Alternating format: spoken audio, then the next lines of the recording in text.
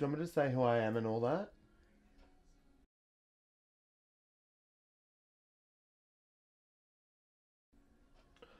Well, my name is Ivana Kabab. I'm 28 years old and I'm from Geelong, Victoria, Australia, and now we're outside of Melbourne. I'm a drag queen. I like long walks along the beach, and I live alone with me and my cat. So this is my lounge room. It's pretty basic, but it's nice. I like it. It's artistic. Spare bedroom, which is a pigsty. This is the kitchen where majority of the magic happens. We just had a lovely dinner. I've been sewing away and currently rhinestoning. Wig about to be installed. Don't need to see the bathroom, laundry, and the lavatory.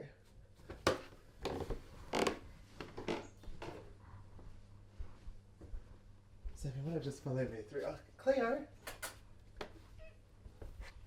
Spare bedroom, TV, my bedroom, which is a mess. We're not going in there. And the drag room, which is also a mess. Wigs everywhere, wigs, costumes. There's more in storage. But yeah, I've got a shit ton.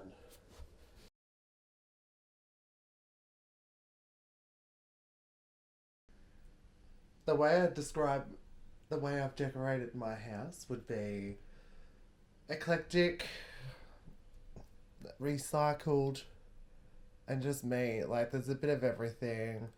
I've got artwork on the walls. I've got candles everywhere. I have an obsession with candles. I just like knickknacks. Like nice things. It's nice. Um, yeah, it's just a physical representation of my personality, I guess. A bit of quirkiness and a bit of crap, really. Yeah. Quirky crap. Typical day of me would be getting up, putting on eyebrows, and going to work, or coming home and doing housework. And on my day off, I like to sleep in a little bit and then do housework or sewing. How did I get into hairdressing? Sheer luck, really. I'd wanted to get into the industry for a long time and never really done anything about it. Then just made the jump and did it. I'd been wanting to do it for a long time, but I just didn't really do anything about it. I was just flailing around, saying, "Oh, one day I'll do it," and then I just did it. And I do love my job. I actually do love my job. Some days are tough, and you just do it. You just do it. People are assholes. You just smile and be like, "Hey," and you think to yourself, "You're a fucking idiot," but I'm just gonna smile anyway. I think I had a pretty normal childhood. A normal childhood for a family with divorced parents. It was shit, it was good, it was shit, it was good. Pretty normal. He was a different child, Nick, I reckon. He wanted to, be involved with the school productions. And that was his favourite time of the year, actually. When a school production came along, it was Nicholas always had his hand up first to be in it. He didn't care whether he was a mouse or an elephant or anything, as long as he could put makeup on and get dressed up, practice. He was in there, always the first. The practicing went a bit far because I'd find that there'd be makeup missing. Even at an early age, there'd be makeup missing. And as he got older into high school, Madeline's makeup would go missing. And we're going, "Where's all our stuff?" And then we'd find them in Nicholas's drawer. Instantly, I wanted to know, wanted to do drag. Ivana Kabab came from a box at a friend's place with a few little bits of costuming in it, and then it was just for shits and giggles, and then it just grew from there.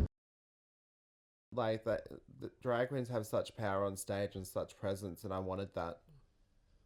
Like, you can basically be on stage and demand people's attention without even saying a word.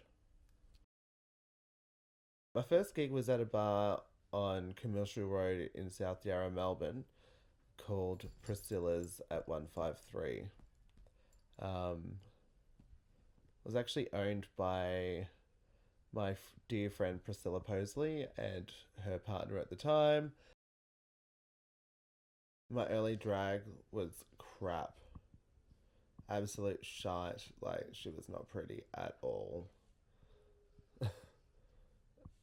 I had a group of drag queens that would help me out, like Monty Del Monte, Rita La Coquita, Paris, various other drag queens around Melbourne that were good to me when I started. Destiny Forbidden, just absolute powerhouses in the drag community of Melbourne, really. They're incredible. Everything. I sew everything Ivana wears. Basically, I've been sewing for 8 years. And I'm still learning. No matter what I do, there's always something that I learn from trying to... Yeah, so no matter what I'm making, I'm always learning something new, something different techniques, but sewing's not like something you just do. You're just constantly changing and learning. Everything, when I finish it, I'm proud of making it. Absolutely everything, because there's a bit of your heart that goes into it. Your heart and soul goes into everything that you sew.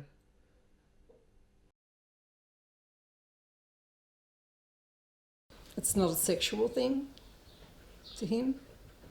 It's just dressing up and getting that attention. Actually, two distinct personalities to Nick. There's Ivana, who is really out there and, like I say, outrageous, crazy, craves attention, loves his fans. But then there's the other side of Nick, who's very caring and gentle and very helpful, particularly with me, with losing my husband. He's sort of stepped up in the family. So there are two distinct sides. There are two people in that body. Oh, drag is horrible. It hurts. Your shoulders hurt. You have to shave all the time. But it's fun. It's worth it. I get the name of Ivana Kabab. It started with another drag name. So my original drag name was Ivana Sark, spelt S-A-R-Q-E. There's a bit of an innuendo in that. And then at the time I was really skinny, and then I got fat, so I changed my last name to Kabab because I thought it was fitting, and besides, I really like kebabs. Classy with a bit of sass, with a bit of cunt. That's how I would describe Ivana's taste. I would say, she has champagne taste on a 2-minute noodle budget. My favourite thing about doing drag would have to be being creative. It's almost an escapism. Like, you're so involved in your own little world of what you want to achieve, what look you're trying to,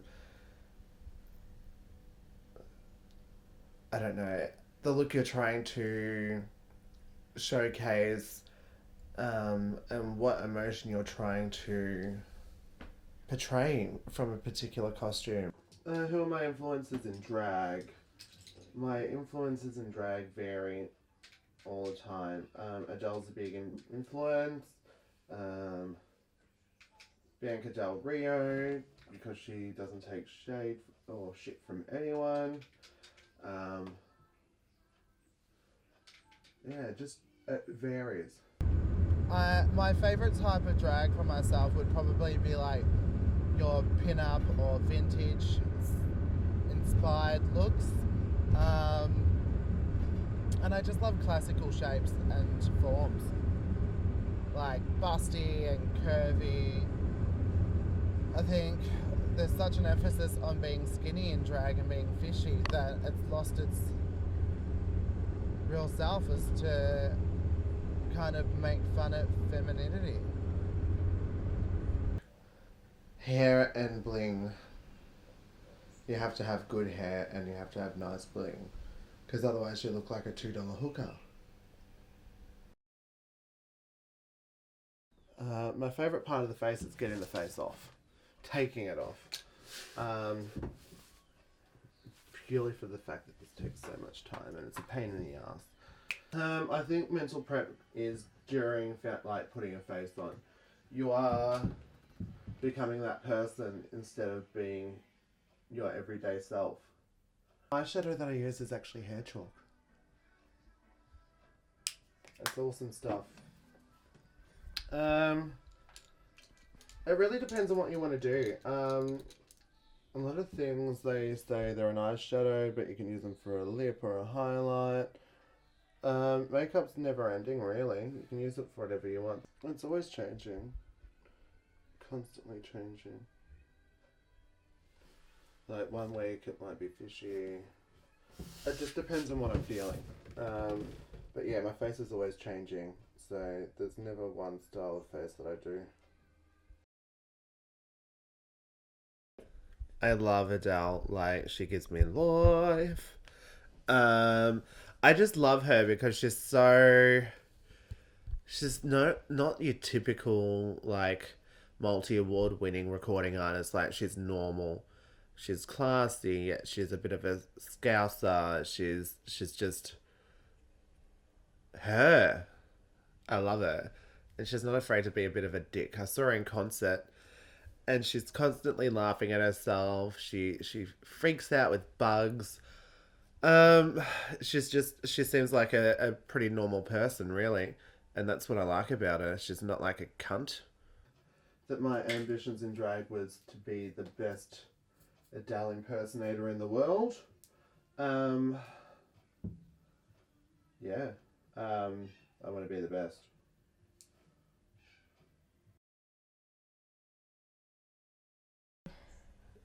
So, Miss Gay Australia 2018, the theme of the pageant is Live Your Dreams.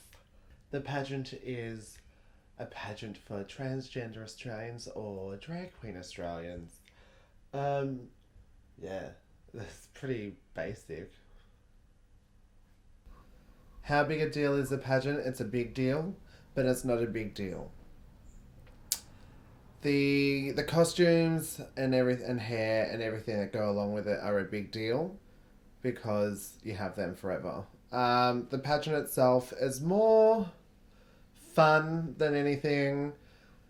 I get to see a lot of people that I haven't seen, like my friend Amelia, who I love from Sydney, who's competing in the title of Miss Trans Australia International, so the pageant is Miss Gay Australia International and Miss Trans Australia International.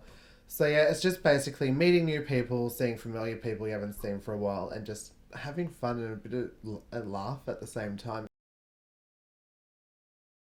Mardi Gras started as a political agenda, and over the years it's become a parade of love, support, unity, community, culture, everything that represents the LGBTIQAA plus community within Australia. Really pretty fabulous.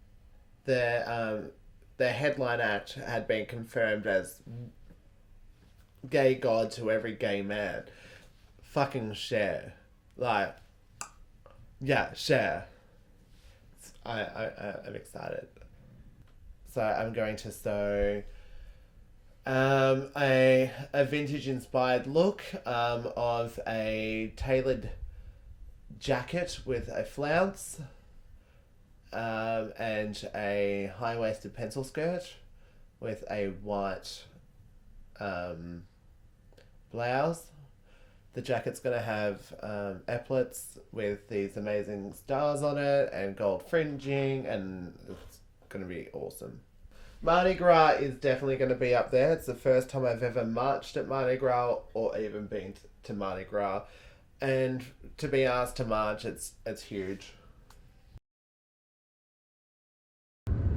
Drag's always been around. Drag's always going to be around. So we're just who we are. Drag can't be defined because it's ever evolving. There's never just one thing to do with drag.